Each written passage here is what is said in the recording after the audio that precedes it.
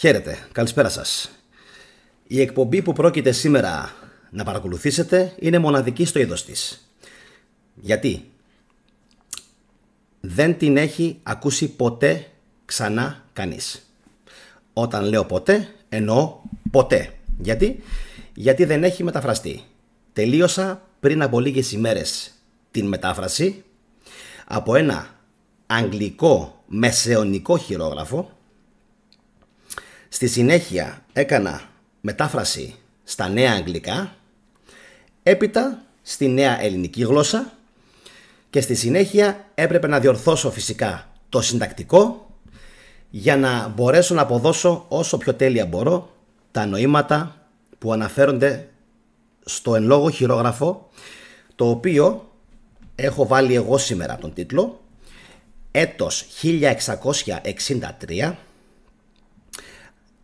ταξίδι σε μια άγνωστη ελληνική απικία ή αν θέλετε πολιτεία, τη Ταρτάρια. Για όσους από εσάς δεν ξέρετε, πρόκειται για τη σημερινή Ρωσία, όπου υποτίθεται κάποια στιγμή τον 17ο αιώνα ταξίδεψε, καλά ακούσατε, ακούστε λίγο τι θα σας πω, ταξίδεψε ένας Γάλλος και συνάντησε αρχαίους Έλληνες απογόνους και παθαίνει το σοκ της ζωής του. Βέβαια, όπως καταλαβαίνετε, πολλοί που άκουσαν αυτήν την ιστορία την θεώρησαν ψεύδος, ότι ανήκει στη σφαίρα της φαντασίας. Μπορεί και ναι, μπορεί και όχι. Αυτό θα το κρίνετε εσείς, οι οποίοι θα παρακολουθήσετε αυτή την εκπομπή. Να σας πω να την δείτε ολόκληρη. Είχα σκοπό να την σπάσω στο σημείο όπου ξεκινάει να μιλάει για τους Έλληνες που συνάντησε, αλλά θεωρώ ότι έτσι δεν θα είχε κανένα απολύτως νόημα. Να σας πω να κάνετε κοινοποίηση στην εκπομπή αυτή, να πατήσετε φυσικά το κουμπάκι του like, γιατί είναι πάρα πολύ σημαντικό. Χωρίς το like σας δεν πρόκειται η εκπομπή να προχωρήσει. Κάντε εγγραφή όσοι από εσάς με βλέπετε πρώτη φορά. Επίσης να σας πω ότι επειδή κάποια στιγμή είχα νοσήσει πάρα πολύ σοβαρά με τον γνωστό ιό και είχαν πάθει μεγάλη ζημιά τα πνευμόνια μου, θα προσπαθήσω να την βγάλω την εκπομπή ολόκληρη.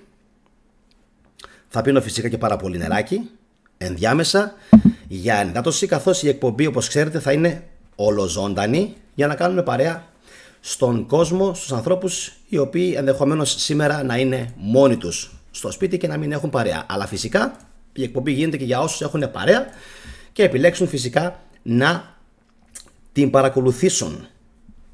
Τώρα, θα είναι πάρα πολύ μεγάλη η εκπομπή, αυτό σας το λέω από τώρα, γι' αυτό θα ζητήσω την υπομονή σας. Αυτό που σας είπα και στην αρχή είναι, ελπίζω να την παρακολουθήσετε ολόκληρη για να πιάσετε έτσι όλα τα νοήματα. Εγώ εύχομαι να μην σας κουράσω με τις παύσεις που θα κάνω, κυρίως για νερό και για ανάσες, καθώς όπως σας είπα η εκπομπή θα είναι τεράστια. Και από εκεί και πέρα ο ιστορικός, ο αρχαιολογικός όγκος, ο γνωσιακός όγκος πληροφοριών που θα πάρετε θα είναι τεράστιος και πραγματικά αξίζει τον κόπο να δείτε την εκπομπή ολόκληρη, να την κοινοποιήσετε και φυσικά να κάνετε like. Τώρα, τι άλλο να σας πω, να ευχηθώ σε όλους καλή χρονιά, καλά μυαλά στους Έλληνες όπου και να βρίσκεστε και πάμε σιγά σιγά. Νομίζω ότι ήρθε η ώρα να ξεκινήσουμε με την αφήγηση του Ηλιογέννη Λεπή. Κάτι τελευταίο, επειδή αυτό το βιβλίο δυστυχώς μέχρι τις ημέρες μας δεν έχει μεταφραστεί στα ελληνικά, εγώ το έχω μεταφράσει στα ελληνικά και φυσικά το είπα και προχθές σε ένα live μου ότι προτίθεμαι να δώσω τη μετάφραση αυτή σε κάποιον εκδοτικό οίκο και να προχωρήσει στην έκδοση του εν λόγω βιβλίου αφιλοκερδός. Εγώ δεν θέλω ούτε ένα ευρώ για να προχωρήσουν στην έκδοση αυτού του εν λόγω manuscript, χειρογράφου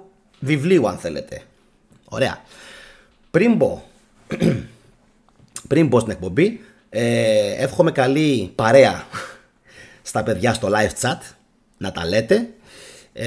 Καλησπερίζω φυσικά όλους τους θετικούς όπου και να βρίσκεστε. Εύχομαι να είσαστε καλά και πιστεύω ότι η σημερινή εκπομπή θα σας ανταμείψει. Απλά δυστυχώς ή ευτυχώς, αν θέλετε, εγώ νομίζω ευτυχώς, η εκπομπή θα είναι μεγάλη. Και καλό και κακό. Ξεκινάμε. Ευχηθείτε μου καλή υπομονή, καλά νεύρα, καλό κουράγιο. Καθώς η αφήγηση θα είναι μακροσκελέστατη, οπότε θα χρειαστώ πολύ υπομονή. Ξεκινάω. Πρόλογος λοιπόν. Είχα γράψει στην εποχή μου αρκετούς τόμους για διάφορα θέματα, τους οποίους μετά τους πέταξα στη φωτιά. Αφενός γιατί με αντιπαθούσαν, γιατί είμαι πολύ αυστηρός κριτής των δικών μου έργων. Αφετέρου γιατί ότι δεν τα θεωρούσα κατάλληλα για την ιδιοφυΐα της εποχής, που ήταν περισσότερο διατεθειμένη με μικροπράγματα παρά με σοβαρά θέματα. Ωστόσο, ήμουν ευγνώμων στην μνήμη των περιπετειών μου, όχι από εκτίμηση που είχα για αυτές, αλλά για να μπορέσω να αφήσω τη δική μου παρηγοριά στα παιδιά μου που εγκαταστάθηκαν σε μια ξένη χώρα για να ξέρουν από πού ήρθαν και από ποιο ατύχημα γεννήθηκαν.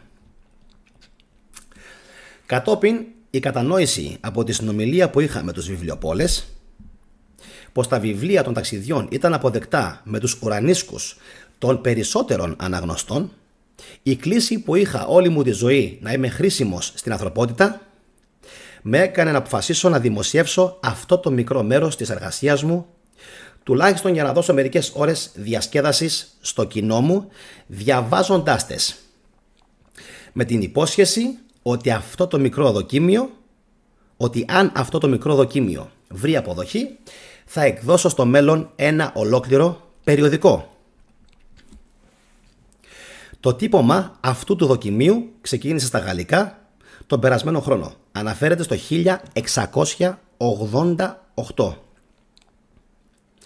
Εκείνη την περίοδο προέκυψε η υποχρέωση να επιστρέψω στο Λεβάντε, εννοεί τις ανατολικές ακτές της Μεσογείου και της Μεσοποταμίας, όπως υπενήχθηκα σε προηγούμενη επιστολή, και ζήτησα ο τυπογράφος να σταματήσει το τύπωμα του δοκιμίου μέχρι την επιστροφή μου, επειδή ήθελα να τον επιβλέπω.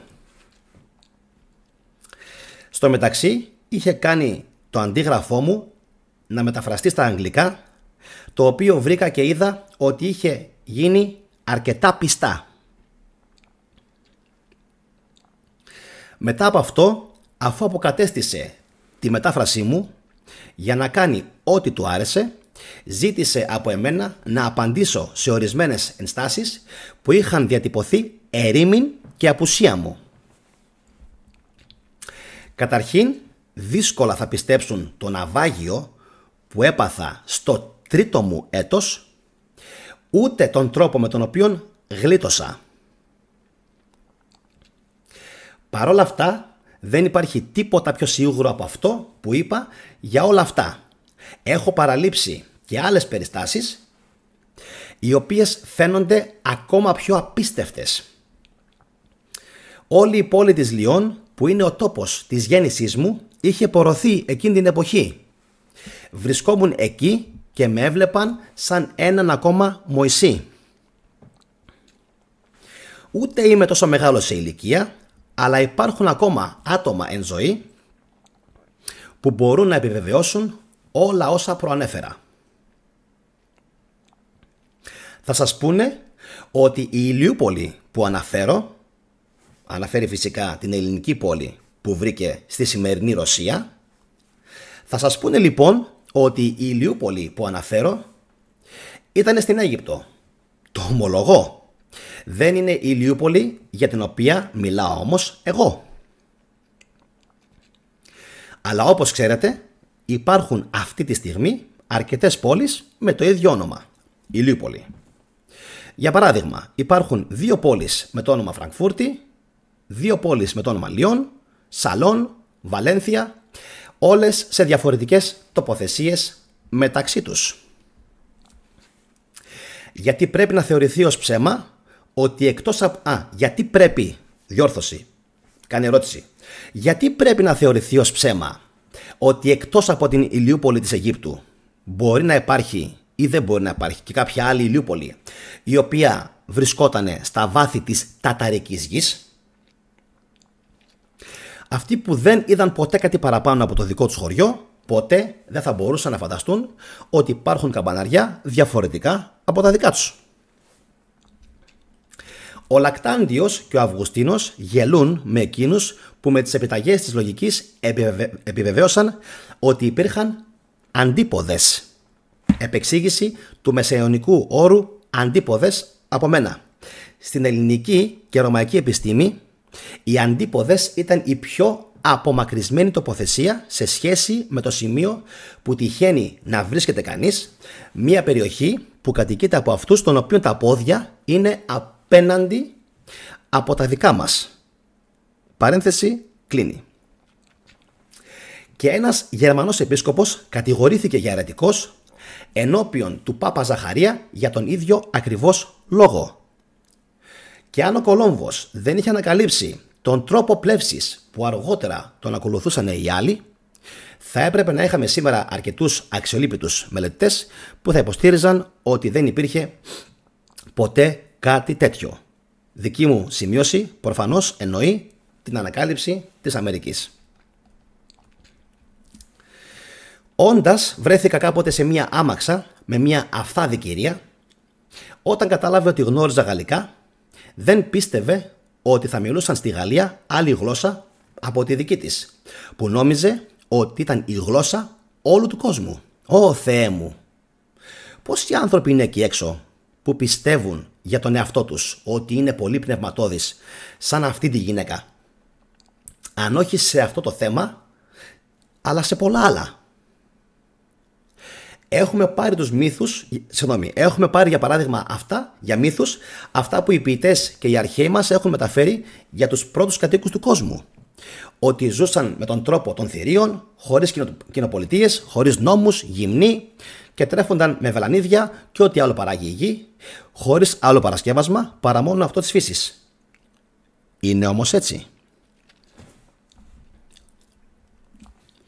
Όμως αυτοί που επιστρέφουν από την Αμερική μας λένε ότι συναντιούνται με τέτοιους ανθρώπους εκεί ακόμα και σήμερα και ότι αυτό το μέρος του κόσμου είναι ακόμα στα σπάργανα.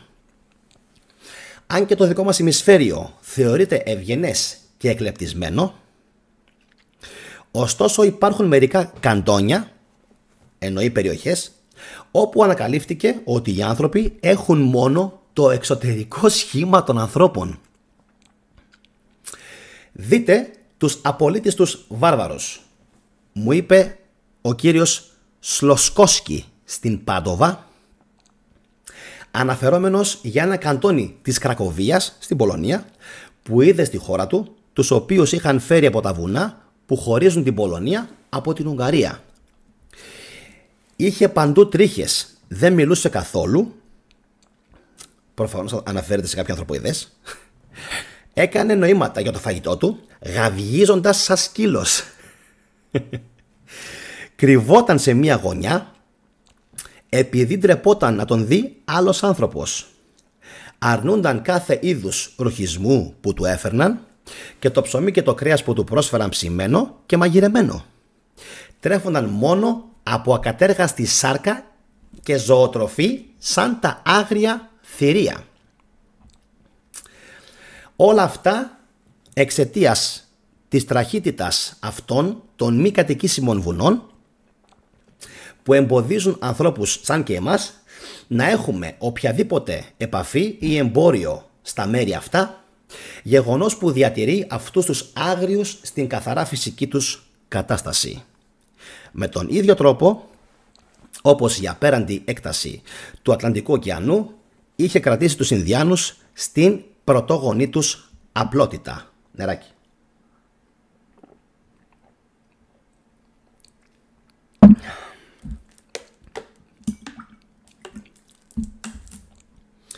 Και αυτό γιατί δεν υπήρχε κανένας συγγραφέας που να είχε ενημερώσει τους Πολωνούς ότι υπήρχαν άγριοι τόσο κοντά τους, έχοντας ταξιδέψει σε εκείνα τα μέρη, είτε από περιέργεια είτε κατά λάθος, θα έπρεπε να τους είχε διαβεβαιώσει προφορικά ότι ήταν έτσι, εκτός αν είχε φέρει έναν από αυτούς τους άγριους μαζί του.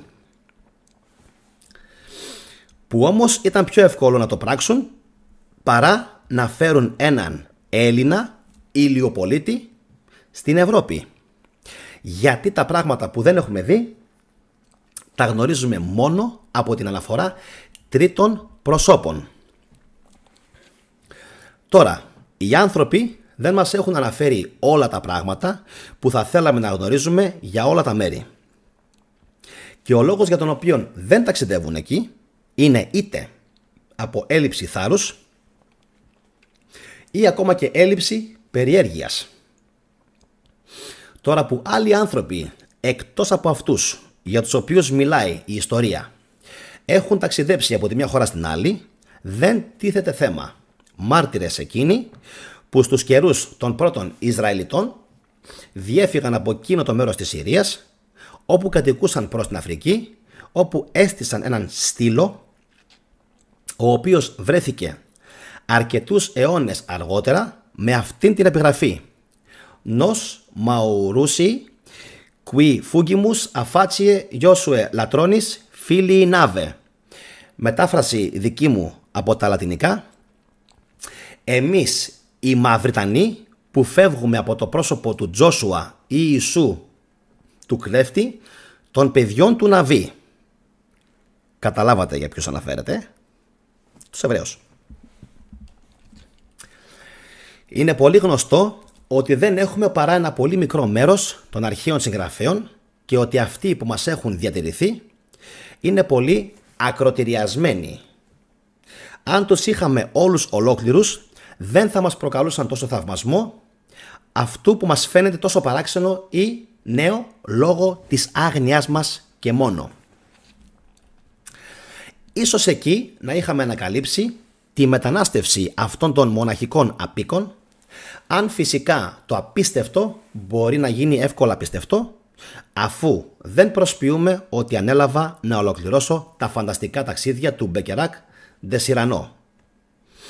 Ως προς το τι μένει, αφού δεν αναφέρω τίποτα που να είναι αδύνατο ή θαυματουργικό ή κάτι που να μπορεί να καταστήσει την αφήγησή μου δύσπιστη, σημαίνει πως τα γεγονότα που θα επικαλεστώ είναι αδιαμφισβήτητα, ενώ αναγνωρίζω την πιθανότητα του εξής πράγματος. Δηλαδή επιμένει ότι το ταξίδι του όπου γνώρισε Έλληνες, και θα δείτε από ποια πόλη της αρχαίας Ελλάδας, είναι αληθινό. Και συνεχίζει: ουσιαστικά αφήνω σε όλους την ελευθερία να πιστεύουν ό,τι αυτοί νομίζουν. Δεν επιτρέπω όμως να μου στερούν εκείνη την ελευθερία να αφηγηθώ πράγματα όπως και ο Πλάτων, που μπόρεσε να μιλήσει ελεύθερα για την ιδέα της ιδανικής πολιτείας σύμφωνα με τον δικό του τρόπο. Όσο για το σημείο όπου λέω ότι άκουσα ανθρώπους να μιλάνε ελληνικά κυριολεκτικά πίσω από ένα τείχος, αναφώνησαν μερικοί ότι αυτό είναι αδύνατον. Αλλά αν διαβάσουν με προσοχή όλα τα σχετικά που αναφέρω στα δύο διαφορετικά αποσπάσματα, είναι αρκετά για να ικανοποιήσω τους θαυμαστές και δεν μου αρέσουν οι επαναλήψεις. Λένε ότι δεν έχω δώσει ακριβή περιγραφή του ταξιδιού της επιστροφής μου, στο οποίο απαντώ ότι κουρασμένος από τα μακριά ταξίδια το θεώρησα αρκετό να καταγράψω τα πιο αξιοσημείωτα πράγματα που έζησα μέχρι την επιστροφή μου στην Τουρκία. Και όσον αφορά την Ιταλία ή τη Γαλλία, δεν έχω πει πολλά από τα ταξίδια που έκανα, ούτε για το πήγαινε ούτε για το έλα. Έχω κάνει όμως πολύ ακριβείς περιγραφές και αυτών, καθώς και της Γερμανίας, Ελβετίας, Ολλανδίας, την Ελλάδα και άλλες χώρες που περιγράφω τόσες φορές σε άλλους τόμους, γνωστά στους Άγγλους όσο και την ίδια την Αγγλία. Ωστόσο, ευγενική μου αναγνώστη και ευγενική μου θετική, αν διαπιστώσω ότι αυτό το δοκίμιο βρήκε ευνοϊκή αποδοχή από το κοινό, μπορεί να τηρήσω την υπόσχεση που σου έδωσα στο τέλος της πραγματείας μου, δίνοντάς σου το σύνολο των περιπετειών μου, μαζί με την γνώση όλων των γωνιών του κόσμου, όπου ήμουν στο βαθμό που είναι δυνατόν να γίνει. Ανακοίνωση του συγγραφέως. Ο συγγραφέας διδάσκει φιλοσοφία και φυσική, τόσο αρχαία όσο και σύγχρονη, γεωγραφία, ιστορία, χρονολογία, λατινικά, ελληνικά, γαλλικά, ιταλικά. Και κρατάω και οικότροφους. Αν κάποιος κύριος ή κυρία επιθυμεί να μάθει φιλοσοφία ή ό,τι άλλο τους αρέσει, λατινικά ή π.χ.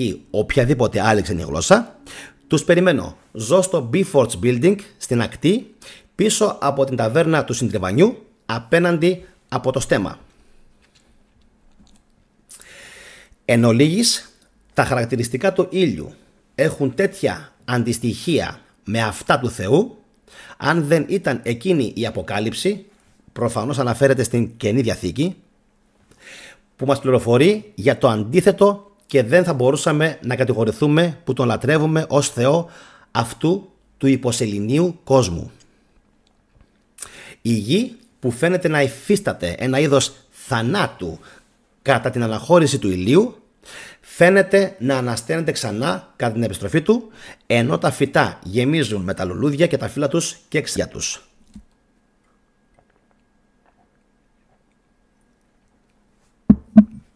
Τι έχω να τραβήσω.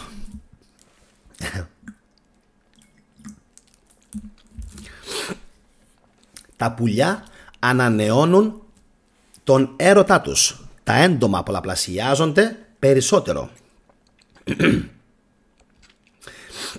Τα τέλεια ζώα ξαναβρίσκουν νέο σθένος για να δημιουργήσουν όμοιά τους.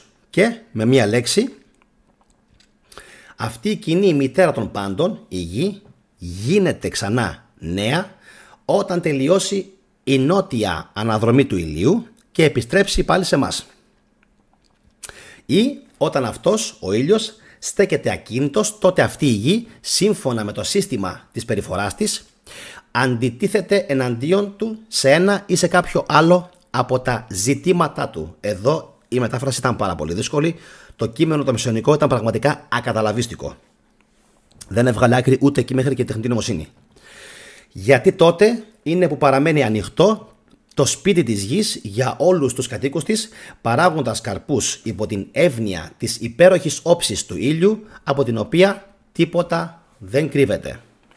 Γιατί η απέραντη έκταση των ακτίνων του τον καθιστά παρόντα σε όλο το σύμπαν, διεισδύοντας μέχρι τις πιο βαθιές αβύσσους, όπου παράγει χρυσό, διαμάντια και μαργαριτάρια.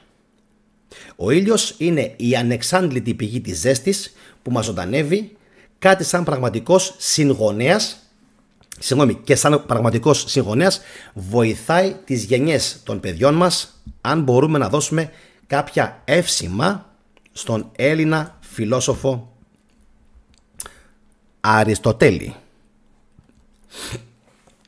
Είναι υπέροχος για την ομορφιά του, τον λατρεύουν για τη δύναμή του, ανίποτα τα αποτελέσματά του, τρομερός για τις τιμωρίες του, που θα νιώσει κάποιος γρήγορα, που κοιτάζει τη λάμψη του με ασεβή μάτια, με θαμβωμένο το βλέμμα, και αν συνεχίσει με πείσμα την περιέργειά του, αποτυγχάνει να μην βρεθεί ο ίδιος κυριευμένος από την λαμπρότητα της δόξας του. Φαντάζομαι καταλαβαίνετε για ποιο λόγο κάνει τόσο μεγάλη αναφορά στον ήλιο. Κάνει τόσο μεγάλη αναφορά στον ήλιο, κυρίως επειδή, έτσι το έχω αντιληφθεί εγώ, επειδή η πόλη των Ελλήνων για την οποία αναφέρεται ότι βρήκε στην σημερινή έκταση της Ρωσίας λεγόταν Ηλιούπολης. Εντάξει, νεράκι και συνεχίζω.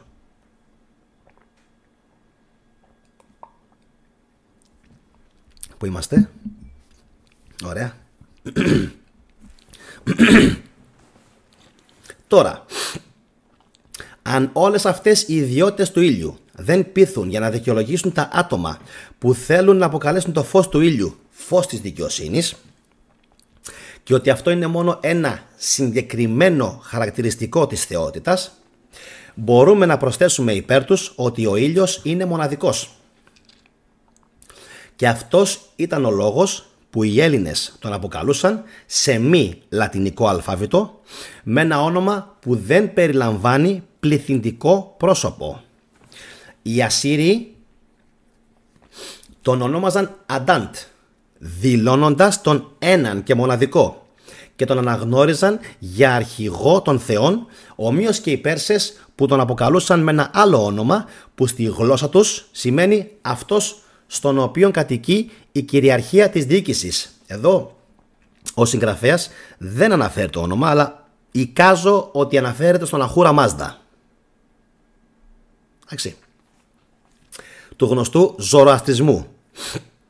Αν και ο Πλίνιος ως θαυμαστής του δεν τον λάτρευε, τον ήλιο, τον έκρινε όμως άξιο της λατρείας του λαού, όπως οι κάτοικοι των τυχερών νησιών που δεν τον αρνήθηκαν ποτέ. Σημειώσει δική μου, εδώ κάνει αναφορά στις νήσους των μακάρων των αρχαίων Ελλήνων πολύ πιθανόν. Εντάξει. Οι Μασαγέτες δεν αναγνωρίζουν άλλη θεότητα εκτός από αυτόν, τον ήλιο. Ακόμα και σήμερα στην Κίνα υπάρχει ένας ναός αφιερωμένος στα άτομα του ήλιου και πιστεύετε ότι το παλάτι του ήλιου είναι ο παράδεισος αυτού του λαού. Κατά μήκος της ακτής Μαλάμπαρ, όλοι οι ειδωλολάτρες αποτείουν φόρο τιμής στον ήλιο, όπως και ορισμένοι από τους ανθρώπους στην Ιαπωνία και τους μεγάλους Ταρτάρους ή τη Μεγάλη Ταρτάρια, σύμφωνα με αρκετούς γεωγράφους. Δεν έχω παρατηρήσει ποτέ τέτοια λατρεία σε όλη την τεράστια περιοχή που έχω ταξιδέψει. Ωστόσο, συνάντησα μία μικρή γωνιά που κατοικούνταν από φιλοσόφους ελληνικής καταγωγής. Επαναλαμβάνω, στη σημερινή περίπου γεωγραφική έκταση ή της Ρωσίας ή της Ουκρανίας. Ήταν πεπισμένοι για την ανωτερότητά του, καθαγίαζαν ιερές μέρες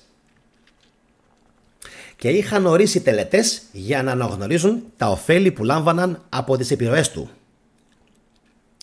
Η μορφή διακυβέρνησής τους είναι αριστοκρατική, με νόμους που φαίνεται να έχουν δανειστεί από την κοινοπολιτεία του Πλάτωνος ή αλλιώς πολιτεία του Πλάτωνος ή από τους πρωτόγονους χριστιανούς, καθώς απολαμβάνουν όλα τα κοινά, όπως θα δείτε διαβάζοντας στο ταξίδι που θα περιγράψω. Στο τρίτο έτος της εποχής μου, το έτος του Κυρίου μας 1636, προφανώς είναι πάρα πολύ χριστιανός ο αφηγητής, με έστειλαν οι γονείς μου από ένα εξοχικό σπίτι στο Σαόνε ή Σαονέ, 2 λεύγες πάνω από τη Λιόν, με την κουβερνάντα μου σε μία βάρκα. Λόγω της απροσεξίας του πλοιάρχου, το σκάφος μας ανατράπηκε από μεγαλύτερο σκάφος που ρημολκήθηκε κατά μήκος του ίδιου ποταμού. Θυμάμαι ότι άκουσα τον μπερδεμένο θόρυβο των κραυγών. «Χαθήκαμε, χαθήκαμε!» Όταν ρώτησα τι συνέβαινε, μου απάντησαν ότι πίστευαν ότι ήμουν η αιτία της καταστροφής τους, ενώ οι βαρκάριδες στέκονταν και με έβλεπαν να πλατσουρίζω στο νερό. Έχασα τις αισθήσεις μου για μια στιγμή και μόλις συνήλθα, είδα μια κυρία να επιπλέει στο νερό. Φώναξε το όνομά μου με μια θλιμμένη φωνή. Φώναξα και εγώ προς αυτήν, καθώς και σε άλλους που ήταν επίσης σαστισμένοι, παρακινώντας τους να κάνουν ό,τι έκανα κι εγώ. Φανταζόμουν τον εαυτό μου να κρατιέμαι πάνω στους ορούς μιας ξύλινης γέφυρας, πιστεύοντας ακράδαντα ότι δεν μπορούσα να πνιγώ όσο θα κρατιόμουν.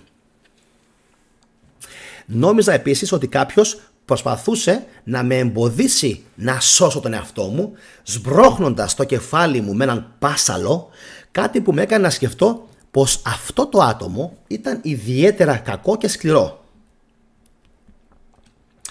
Αφού λοιπόν έχασα για δεύτερη φορά τις αισθήσεις μου, ήμουν αναίσθητος μέχρι που βρέθηκα σε ένα κρεβάτι όπου κάποιοι με είχαν ξαπλώσει. Με είχαν εντοπίσει από την ακτή περίπου μισή λεύγα παρακάτω και περνώντας με για μια δέσμη αγαθών, ήρθαν και με έσωσαν από τη μέση του ποταμού όπου με κουβαλούσε το ρεύμα σε μια κήτη με κλαδάκια αμπέλου. Περίπου 2 ώρες μετά τη βύθιση του σκάφους, διαπίστωσα ότι πνίγηκαν δυστυχώς 14 άτομα. Μετά από αυτό ήμουν υπό την κηδαιμονία εκείνων στους οποίους όφιλα τη ζωή μου. Ταξίδευα από σχολείο σε σχολείο, μάθαινα ελληνικά, λατινικά, ποίηση καθώς και άλλα μαθήματα μέχρι και τα 14 μου. Σε εκείνη την ηλικία έπεσα στα χέρια ορισμένων ατόμων που μπορούσαν να χειραγωγήσουν το μυαλό των νέων και να αφήσουν σε αυτό ό,τι εντύπωση ήθελαν. Εν ολίγης, προπαγανδιστές. Επέτρεψα στον εαυτό μου να επηρεαστώ από αυτούς και ακολούθησα τις πεποιθήσεις τους. Παρέμεινα στην παρέα τους, ταξιδεύοντας από πόλη σε πόλη και από χώρα σε χώρα μέχρι τα 24 μου. Εκείνη την εποχή, ενώ βρισκόμουν στη Ρώμη, είχα τον ελεύθερο χρόνο να εξετάζω τις γνώσεις που πίστευα ότι είχα αποκτήσει, μόνο και μόνο για να συνειδητοποιήσω ότι δεν ήξερα τίποτα, επειδή δεν είχα διδαχτεί σωστά.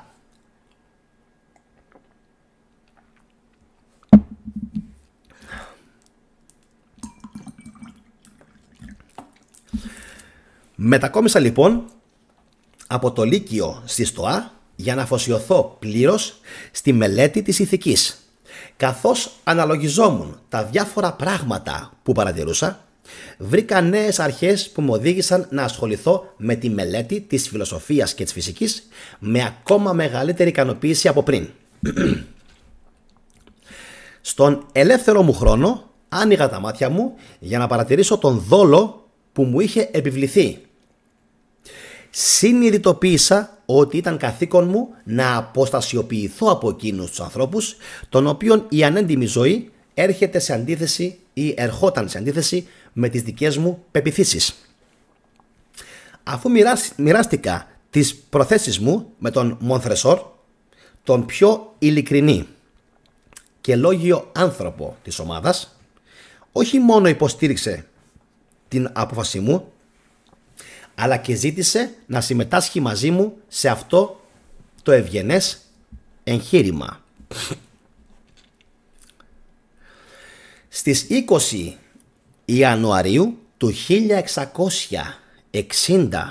1663 φύγαμε από την πρωτεύουσα της Ρωμαϊκής Αυτοκρατορίας μέσω της πύλης του Αγίου Ιωάννου του Λατερανού και φτάσαμε στην Νάπολη στις 25 Γενάρη του 1663. Αφού εξερευνήσαμε τα αξιοθέατα του Πουτσουόλο και του Βεζούβιου και έχοντας ταξιδέψει στα κύρια μέρη της Ευρώπης, αποφασίσαμε να εξερευνήσουμε τις διαφορετικές χώρες και εδάφη του κόσμου.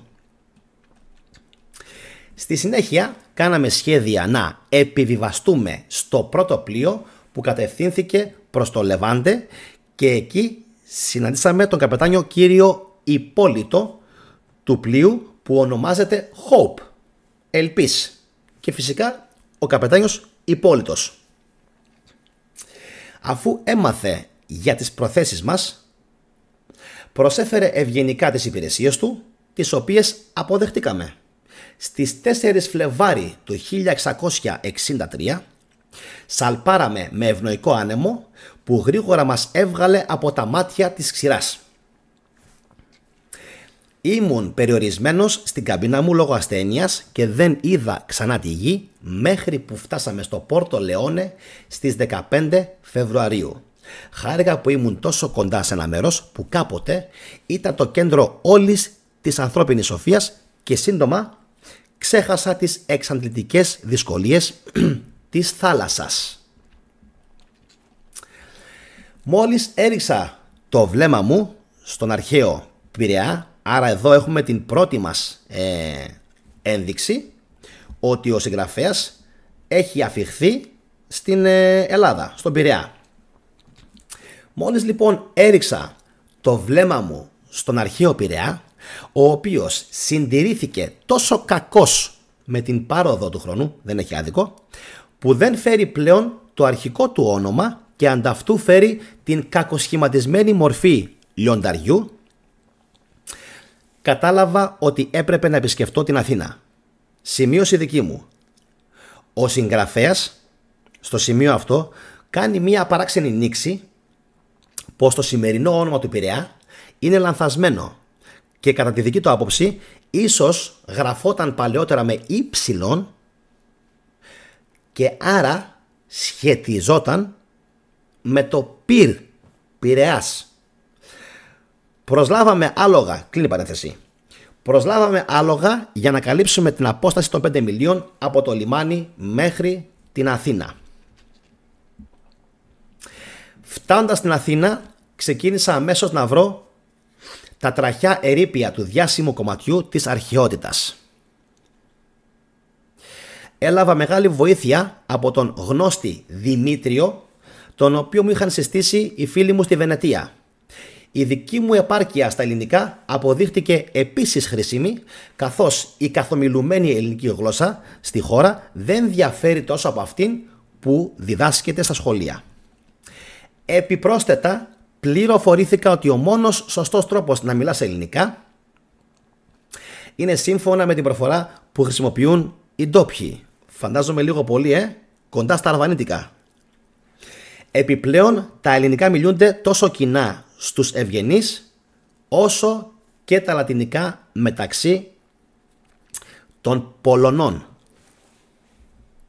Λέγεται ότι αυτά που είναι γνωστά ως κακόγουστα ή λαϊκά ελληνικά είναι παρόμοια με τα γαλλικά πέντλαρ ή πεντλάρ και ποικίλει ανάλογα με τις διάφορες περιοχές της χώρας.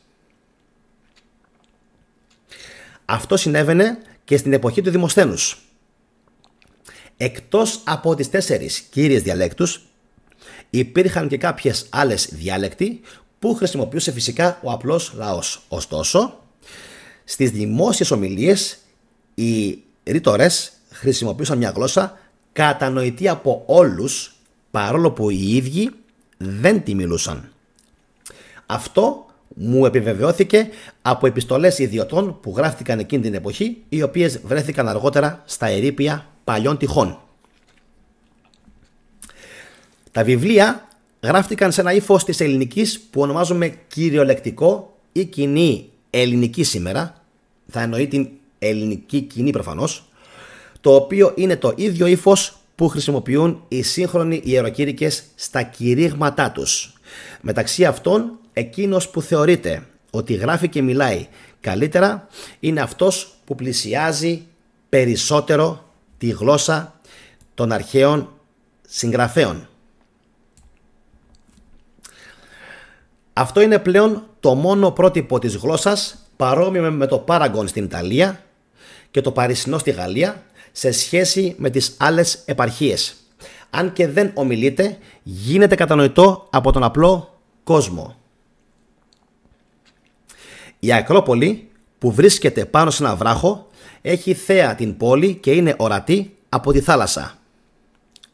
Δεν μου επέτρεψαν να μπω μέσα, οπότε μπορούσα να δω μόνο το εξωτερικό του. Ωστόσο ο φίλος μου είπε ότι υπήρχε εκεί ένα αξιόλογο κομμάτι αρχαιότητας.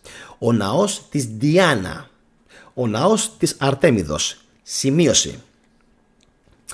Εδώ είτε ο συγγραφέας είτε ο φίλος του έκανε μάλλον κάποιο λάθος, καθώς η Ακρόπολη φιλοξενούσε τον Παρθενώνα. Ναός αφιερωμένος φυσικά στην παλάδα Αθηνά, πολιούχο των Αθηνών. Εκτός αν υπήρχε και κάτι άλλο που χάθηκε. Βρήκαμε μόνο μικρούς πύργους χτισμένους προς τιμήν των νικητών των Ολυμπιακών Αγώνων και μερικές ερειπωμένες στοές ναών, απομεινάρια των αρχαίων στολιδιών της πόλης που χτίστηκε πολλούς αιώνες πριν από τη Ρώμη. Ανάμεσα σε αυτά τα ερείπια υπάρχει μια στοά που μοιάζει με τη στοά του ναού Φορτούνε Βιρίλε, που είναι σήμερα το Αιγυπτιακό Σεντ Μέρις στην Ρώμη, που βρίσκεται δίπλα στον ποταμό Τίβερη στην περιοχή της Κρεαταγοράς. Σεντ Μέρις, Αγία Μαρία. Μου έδειξαν επίσης ένα συγκεκριμένο κομμάτι σκαλιστού έργου που αντιπροσώπευε την Νταϊάννα, Άρτεμι, με το κυνηγετικό της ρούχο, περιτριγυρισμένη από τις νύμφες της σε ένα δάσος. Ήταν ένα υπέροχο κομμάτι χειροτεχνίας και η επιγραφή έδειχνε ότι δημιουργήθηκε από τον Φιδία. Πάλι μια σημείωση. Παράξενο το πώς άντεξε αυτή η σκαλιστή χειροτεχνία 2.500 χρόνια και βάλε της μανίας του χριστιανισμού. Μάλλον θα το είχαν κρύψει κάπου ή θα το είχαν θάψει. Και συνεχίζουμε την αφήγηση. Είχε πρόσφατα αποκαλυφθεί από τα ερείπια του Αρείου Πάγου, ο οποίος δεν βρίσκεται πλέον στα σημερινά όρια της πόλης. Μου έδειξαν επίσης τη θέση του ναού ή του βωμού που ήταν αφιερωμένος στον άγνωστο Θεό. Διόρθωση. Είναι της αγνώστης θεής ο βωμός, χωρίς να έχει την παραμικρή σημασία φυσικά για τον χριστιανισμό, μιας και προϋπήρχε εκατοντάδες χρόνια πριν, έτσι. Καθημερινά ανασκάπτονται αγάλματα από τη γη, αλλά κανένα δεν έχω δει να συγκρίνεται με αυτά που υπάρχουν στην Ιταλία. Και εδώ κάνει λάθος. Όταν εξέφρασα την έκπληξή μου για τα λίγα πλέον σημάδια της αρχαίας έγλης της χώρας, μου εξήγησαν ότι μπορούσα να τα βρω αλλού, όπου είχαν μεταφερθεί λόγω πολέμου ή εμπορίου. Με κεφαλαία, πολέμου ή εμπορίου. Ωστόσο, υπήρχε ένα κομμάτι που είδα στο σπίτι του Σινιόρ Μισέλε Περούλη, ενός Αθηναίου εμπόρου που απεικόνιζε ένα νεαρό άνδρα που κρατούσε ένα πανοφόρι στο δεξί του χέρι. Η βάση του γλυπτού ήταν στολισμένη με ένα φοίνικα, στον κορμό του οποίου ήταν χαραγμένο ένα συγκεκριμένο είδος σκαθαριού σε έρπουσα στάση. Η κορινθιακή στήλη στέκεται στο βάθος με μία υπερυψωμένη επιγραφή με ελληνικά γράμματα στην κορυφή. Η επιγραφή σε μη λατινικό αλφάβητο πιστεύεται από κάποιους ότι αναφέρεται στον γιο του μεγάλου Δημοσθένη. Το άγαλμα είναι καλοφτιαγμένο από την κοιλιά και κάτω, αλλά το κεφάλι δεν είναι ιδιαίτερα εντυπωσιακό και λείπει επίσης το αριστερό χέρι. Το άγαλμα της Αφροδίτης, που αρχικά βρισκόταν στο όρος Πίντσιο στην Ρώμη και σήμερα στεγάζεται στις γκαλερί της Φλωρεντίας, φιλοτεχνήθηκε από έναν Αθηναίο καλλιτέχνη. Το όνομα του καλλιτέχνη είναι χαραγμένο στο κάτω μέρος του αγάλματος με μη λατινικό αλφάβητο. Ο δούκας της Φλωρεντίας έλαβε άδεια από τον Πάπα να μεταφέρει το άγαλμα από την Ρώμη, ένα προνόμιο που οι προηγούμενοι δούκες δεν μπόρεσαν να αποκτήσουν. Αυτό συνέβη παρά το γεγονός ότι ο Πάπας επέτρεπε να αφαιρεθούν άλλα έργα τέχνης από την Ρώμη προς μεγάλη απογοήτευση του τοπικού πληθυσμού. Στις μέρες μας τα μόνα απομεινάρια της αθηναϊκής αρχαιότητας είναι οι ελιές και η πνευματική τους κληρονομιά. Αυτές οι ελιές περιβάλλουν την περιοχή και είναι η κύρια πηγή εισοδήματος για τους Αθηναίους. Οι άλλοι καρποί τους είναι επίσης εξαιρετικοί, ίσως οι καλύτεροι στον κόσμο. Οι κάτοικοι είναι φυσικά πνευματώδεις και έξυπνοι και με την κατάλληλη εκπαίδευση θα μπορούσαν να διαπρέψουν ως ποιητές, ρήτορες, φιλόσοφοι, γλύπτες και σε άλλες καλλιτεχνικές αναζητήσεις, όπως ακριβώς έκαναν στην ακμή του πολιτισμού τους. Οι Τούρκοι τώρα τους αντιμετωπίζουν με τον ίδιο σεβασμό που έκαναν οι Ρωμαίοι. επιτρέπουν στους Αθηναίους να ζουν σύμφωνα με τους δικούς τους νόμους και να διοικούνται από τους δικούς τους δικαστές. Επαναλαμβάνω, είμαστε στο 1663. Για όσους έχουν μπει τώρα.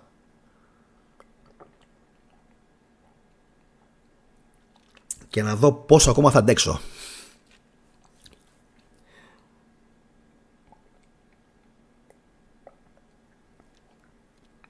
Αν δεν αντέξω, το πολύ πολύ να τη σπάσω την εκπομπή, είτε σε 2 είτε σε 3 μέρη, και έχει ο Θεός. Εδώ να είμαστε, γέροι να είμαστε, θα την τελειώσουμε την εκπομπή. Λοιπόν, ο μεγάλος σινιόρ θα εννοεί μάλλον το Σουλτάνο, στέλνει μόνο έναν από τους αγαπημένους του ευνούχους για να εισπράξει φόρους, χωρίς να αναμειχθεί στις υποθέσεις τους. Επιπλέον η φρουρά στην Αθήνα είναι πολύ μικρή. Επαναλαμβάνω, 1663. Είμαστε ακόμα υποτελείς, υπόδουλοι στους Οθωμανούς. Ο επίσκοπος ενεργεί ως δικαστής για διαφορές μεταξύ των επισκοπών και συχνά δέχονται τις αποφάσεις του για να αποφύγουν την τιμωρία από την Εκκλησία. Εμπορεύονται τα προϊόντα τους στην Ιταλία και λαμβάνουν ως αντάλλαγμα υφασμάτινα και σιδερένια εργαλεία.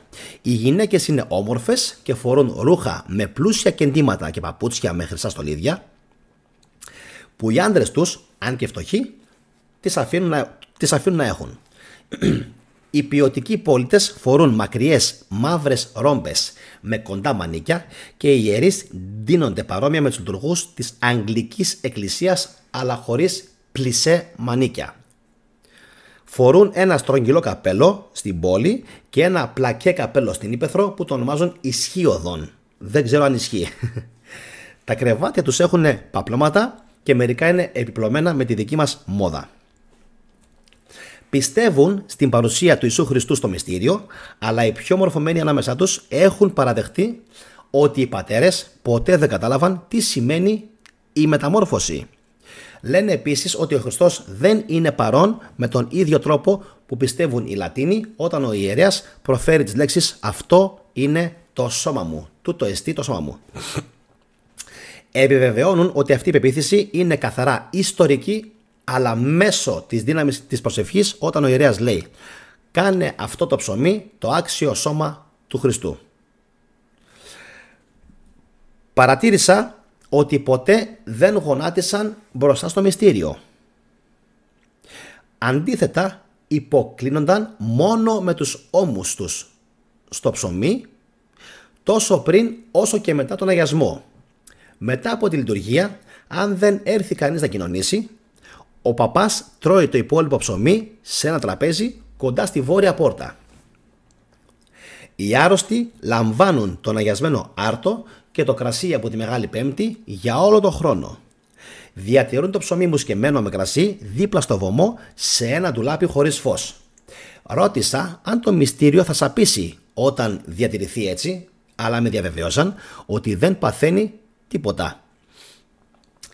Η μήτρα του επισκόπου δεν είναι σκιστή, αλλά στρογγυλή και στολισμένη με πολύτιμους λίθους.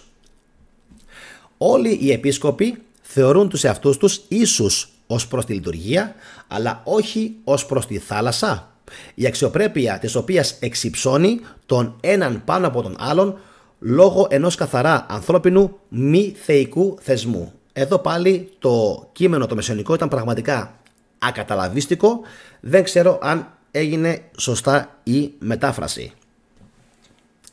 Λαμβάνουν το μυστήριο της άκρας ενέργειας κάθε χρόνο τη Μεγάλη Εβδομάδα. 2 αρχιεπίσκοποι ευλογούν το λάδι και μετά ο αρχιεπίσκοπος μαζί με 5-6 ιερείς χρήζει τον κόσμο. Οι άνθρωποι παρουσιάζονται για να χριστούν, πρώτα από τον προκαθήμενο, ο οποίος κρατάει ένα κερί στο χέρι του, βυθίζει το βαμβάκι στο ιερό λάδι και μετά αλήφει το μέτωπο, το πρόσωπο και την παλάμη του χεριού. Μετά το ίδιο πρόσωπο πάει στους άλλους ιερείς που κάνουν το ίδιο. Προσεύχονται επίσης για τους νεκρούς, πιστεύοντας ότι οι ψυχές τους μένουν σε αυτόν τον κόσμο, περιμένοντας την γενική ημέρα της κρίσης, και δεν πιστεύουν σε κάποια συγκεκριμένη κρίση. ενώ κανονικά υποτίθεται ότι πιστεύουν. Έτσι. Όπως βλέπετε υπάρχουν και πάρα πολλές πληροφορίες για τον τρόπο ζωής των Αθηναίων πριν πάμε στην Ταρτάρια. Χρησιμοποιούν συχνά λιβάνι στις τελετές τους, οι οποίες είναι αρκετά αξιοπρεπείς και προκαλούν έντονο αίσθημα αφοσίωσης. Όταν τους ρώτησα γιατί χρησιμοποιούν τόσο συχνά αρώματα, μου εξήγησαν ότι είναι για να επενθυμίσουν στους ανθρώπους να συνοδεύουν το άρωμα με τις προσευχές τους, καθώς το άρωμα ανεβαίνει στον ουρανό. Λογικό. Η Ανατολική Εκκλησία υπερηφανεύεται για την αρχαιότητά της, πράγμα που είναι όντως αληθινό, και η Δυτική Εκκλησία δεν αμφισβητεί αυτόν τον ισχυρισμό. Αυτό που με εξέπληξε ήταν ότι οι χριστιανοί της Ανατολής κατάφεραν να διατηρήσουν την πίστη τους υπό την κυριαρχία των μουσουλμάνων, οι οποίοι παρά τις καταπιεστικές επιβολές και τις δελεαστικές υποσχέσεις τους δεν κατάφεραν ποτέ να πείσουν τους χριστιανούς της Ανατολής να εγκαταλείψουν το Ευαγγέλιο για χάριν του Κορανίου. Για να διευκρινίσω ένα σημείο, θα μοιραστώ δύο αξιοσημείωτα συμβάντα που συνέβησαν πριν από περίπου 6 χρόνια. Και στο σημείο αυτό δυστυχώς θα διακόψω την αφήγηση, καθώς έχω κουραστεί ήδη πάρα πολύ, το παραδέχομαι, αλλά μην αγχώνεστε, εδώ είμαστε, θα το συνεχίσουμε κάποια άλλη μέρα με β μέρος, γ μέρος, δ μέρος, δεν ξέρω πόσα μέρη θα χρειαστούν. Το μόνο σίγουρο είναι ότι θα το ολοκληρώσω και εννοείται στο τέλος, όσοι από εσάς θέλετε, θα το σειράψω, θα το πάρω ολόκληρο και προφανώς θα δημιουργήσω ένα πολύ μεγάλο βίντεο, το οποίο θα μπορεί κάποιος να το δει ελεύθερα. Τώρα, αυτό που σας είπα και στην αρχή, φυσικά μπορείτε να κάνετε κοινοποίηση. Την εκπομπή αυτή μπορούν να τη δουν όλοι, μικροί μεγάλοι, και φυσικά περιμένω να κάνετε like για να προχωρήσει η εκπομπή στον αλγόριθμο, και αύριο, μεθαύριο, να είμαστε καλά, θα συνεχίσουμε την αφήγηση ακριβώς από το σημείο που την σταμάτησα, με τα δύο αξιοσημείωτα συμβάντα που αναφέρει ότι είχαν συμβεί πριν από 6 χρόνια ανάμεσα στους Έλληνες και τους Οθωμανούς. Από μένα καλή συνέχεια, καλή χρονιά σε όλους, εύχομαι να έχετε υγεία και θα τα πούμε στη συνέχεια με το β μέρος αυτής της πραγματικά πανέμορφης αφήγησης. Να είστε όλοι καλά. Γεια σας.